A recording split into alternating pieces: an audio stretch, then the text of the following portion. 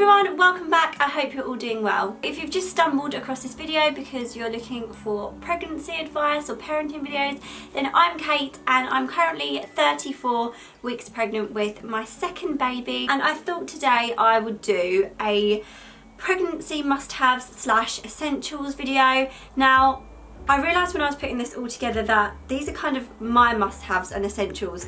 You definitely don't need any of these things if you don't want them or they're not right for you, but I thought it might be handy and helpful to share with you what I've been using. I'm coming towards the end of my pregnancy now, and these are just some of the things that have really helped get me through. So if you do watch my videos often, you may remember me moaning quite a lot about maternity clothes. It drives me mad that you can never get really nice, really cute maternity clothes, but especially maternity jeans. I have literally looked at every single brand, tried so many. Today I'm going to share with you the ones that I now rate above all of the rest that I've tried and that I've literally been living in for weeks. And they are the Topshop Joni jeans. So I really struggled to find maternity jeans that fit my legs. They're always so baggy, even if they state that they're skinny or super skinny, they never ever are. These are the black pair, which as you can see have faded quite a lot. These are really super skinny. They just feel like normal jeans on the legs. They haven't made them really wide. And if anything, they might even be getting a little bit tight now. Obviously, you have to be careful. In pregnancy, you don't want to wear things that are super duper tight. So I do understand why the brands make the legs and hips and everything wider, not just the bump. I do get it, but for the majority of your pregnancy, your legs aren't changing. So it's a bit annoying when you just want a pair of skinny jeans that fit you normally everywhere but your bump, and they don't. The Joni jeans have a big bump band on them and they are so comfortable. Literally, I could wear these all the time. I more recently than this pair picked up the blue pair. These are slightly different, like they're not quite as skinny even though they're the same size, the same shop, brand, make, everything. They are wider, but maybe for the last sort of 5 to 6 weeks these will be my best option. The next thing that I don't think I could have got through this pregnancy without are Rennies. Now, I don't know about you, but I get really bad heartburn.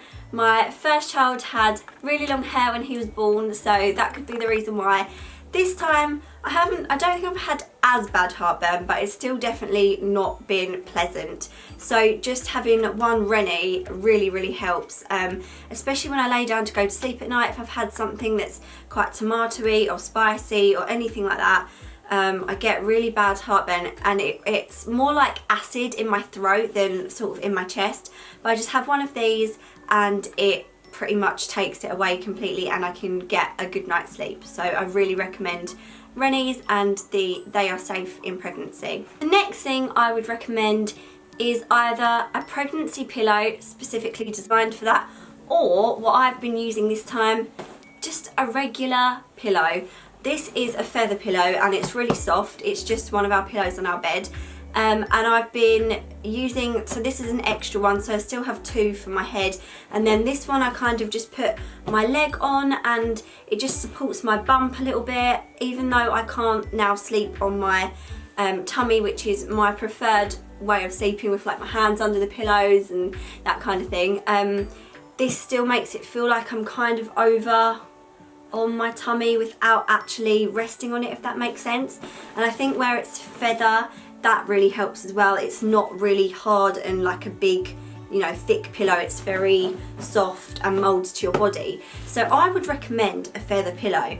The only reason I wouldn't necessarily say that you need to have a specific pregnancy pillow is because they can be huge. Sometimes they're like S-shaped and they're massive, and some women swear by them and they kick their husband out of bed or their partner out of bed, and they'll just like literally have the whole bed with this S-shaped pillow and lay across it. Amazing. If that works for you, do it.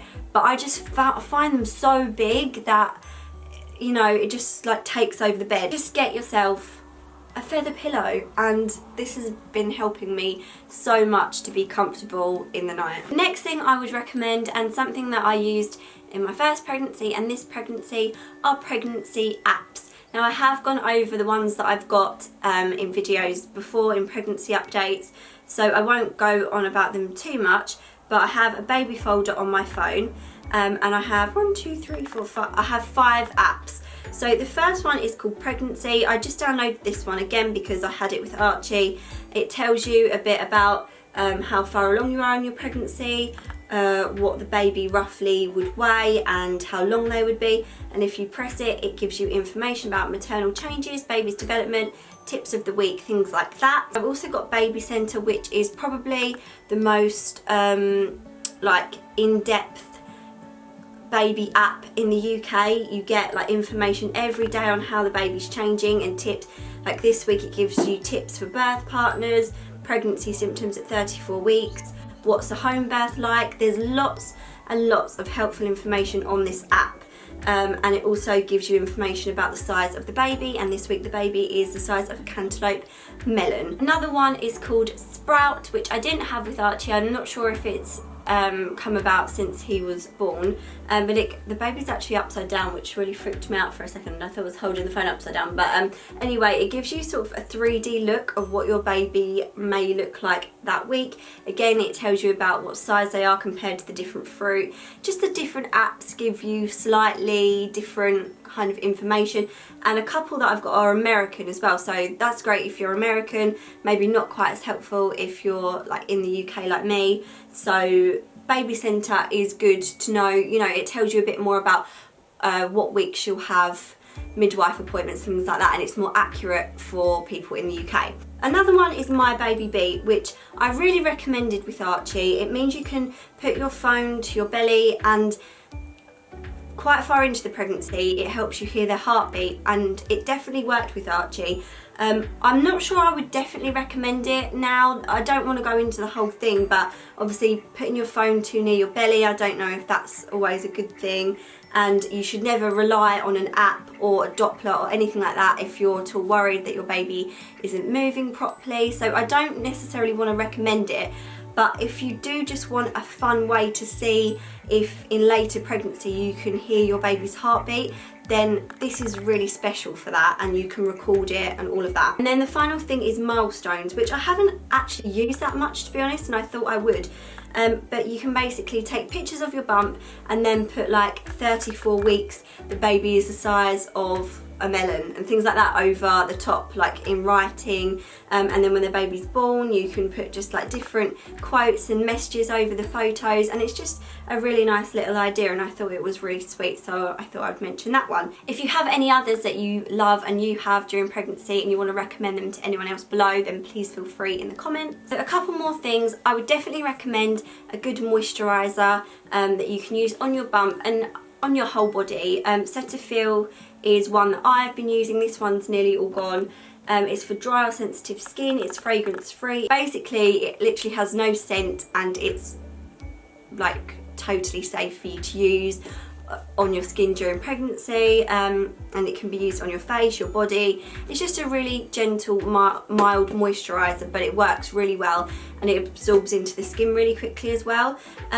Also, you can obviously try body butters, stretch mark creams and oils and all things like that, but I have heard a lot said about if you're going to get stretch marks, you're going to get them whatever you use, so it's a bit of a difficult one. But if it makes you feel better about yourself to use a stretch mark cream or a body moisturiser or just something to keep your skin hydrated and stretchy and supple, then by all means do it, but just some kind of moisturiser that you feel comfortable using, I would suggest. Not necessarily this one in particular, but a moisturiser. Again, if you live in a hot climate or you're pregnant at the moment, it's quite hot in the UK, or it has been for a few days, but especially as it gets towards the summer it can get really hot, and when you're pregnant you feel hotter in general anyway, so a nice face mist or a cooling spray is a really nice thing to have all through your pregnancy, but maybe even more so in later pregnancy.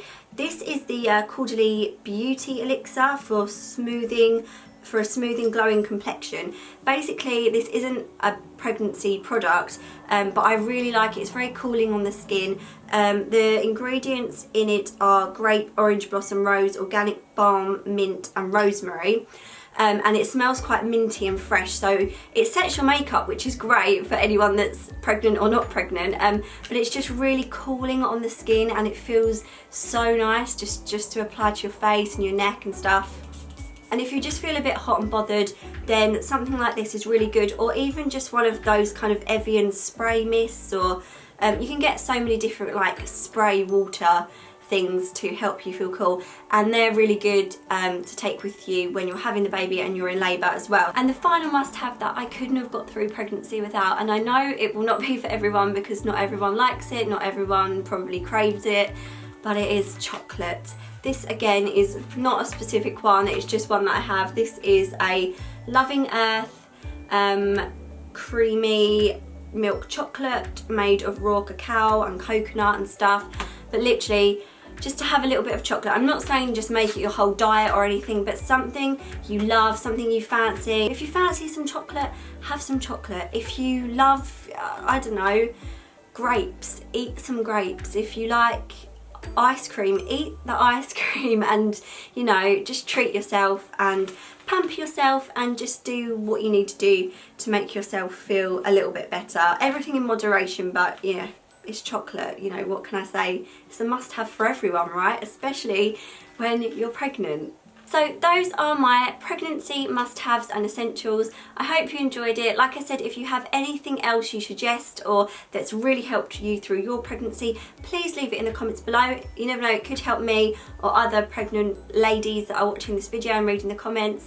Thank you so much for watching. Please give it a big thumbs up if you enjoyed it, and subscribe if you're new for more pregnancy, baby and lifestyle videos. And I'll be back with another video soon. Bye guys!